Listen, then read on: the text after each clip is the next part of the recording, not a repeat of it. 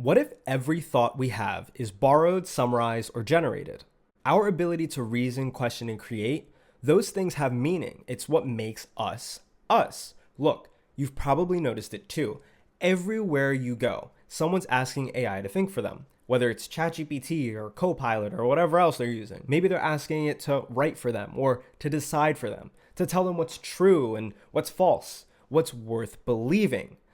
At first, it feels like progress, and it kind of looks like it too. But if you take a little bit closer of a look, you'll start to see something strange, something weird happening beneath those layers. We're slowly forgetting how to think for ourselves.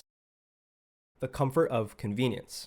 AI has made life astronomically easier, and there's no doubt about it. You can ask a question and get a thorough answer within just a few keystrokes. Need an essay? Done. Need an opinion? Here's 10 of them, and here's some facts to back them. But despite what we gain in that convenience, we've lost something way deeper: the process and art of thinking. It used to be that we had to wrestle with ideas and uncertainty, curiosity, effort. It meant sitting in silence and letting your own mind research and find the truth. Now, we outsource that discomfort completely. We would much rather get an instant response than face the slow, agonizing, sometimes painful process of figuring things out for ourselves. And the Stoics warned about this, where they said, the more we value things outside of our control, the less control we have. That was a quote by Epictetus. Today, we've replaced the things that he mentioned with AI, with technology. Thinking versus consuming. Here's the little paradox we have going on. We have access to way more information than any generation before us, yet we're thinking so much less. Information isn't the same as wisdom, and raw information isn't knowledge. We consume quotes and opinions and summaries, but when was the last time we've stopped to think and question them? We want the feeling of insight without the effort that reflection demands. Ultimately, we mistake access to thoughts and ideas for the act of thinking. Marcus Aurelius wrote, "You have power over your mind, not outside things.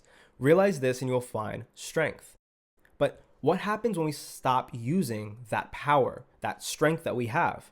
When every thought we have is borrowed or generated, we start to lose our mental muscle. The ability to reason and question makes us human. It makes us unique because we have our own opinions.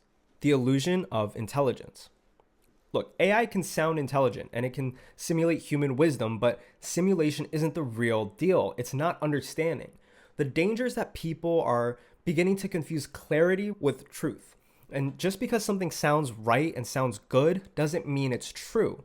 When you let algorithms shape your thinking, you start living by or on borrowed thoughts, thoughts that were never really yours to begin with, and they weren't tested with your experience. Your mind begins to get filled with other people's voices, and then there's no room left for yours. That's what's happening today. AI has given everyone a voice, but in doing so, it's drowned out our individuality, our own minds. Why thinking hurts. Thinking can be hard, and that's why so few people do it deeply. Thinking forces you to face uncertainties, admit ignorance, stand alone, and find your own reasoning. But that's what makes it so powerful. The Stoics saw thinking as a discipline, like training or the gym, but for your soul. Every idea had to be tested, examined, and proven by reason. But they also took it a step further beyond just backing your ideas. They wanted you to live it. Epictetus said, "Don't explain your philosophy, embody it."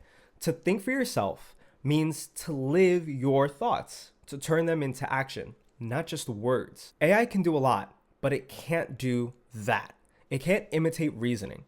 It's not going to feel conviction. It can't wrestle with meaning, and it never suffers doubt. It's just manufactured. But you can, and that's what makes your thoughts and you so real. The return to silence. Maybe what we need now isn't more information, it's more silence. Silence forces us to think. It demands that we listen inwards rather than outwards. We look inside. When you start to take away the noise, you begin to realize how powerful your own mind is. You remember that ideas don't just come from technology and they don't just auto-populate. They come from experience, from mistakes, reflection, and living in the present world. Marcus Aurelius often wrote to himself, not others. His journal wasn't a search result, and it wasn't AI generated. It was a conversation with his own soul. Maybe that's what we're missing. Not smarter tools, but deeper thought. AI isn't necessarily evil, and it's not the enemy of thinking. However, it can become a crutch, one that replaces the very thing that makes us human, our capacity to reason, imagine, reflect. The Stoics would remind us that tools are only as wise as the hands that use them.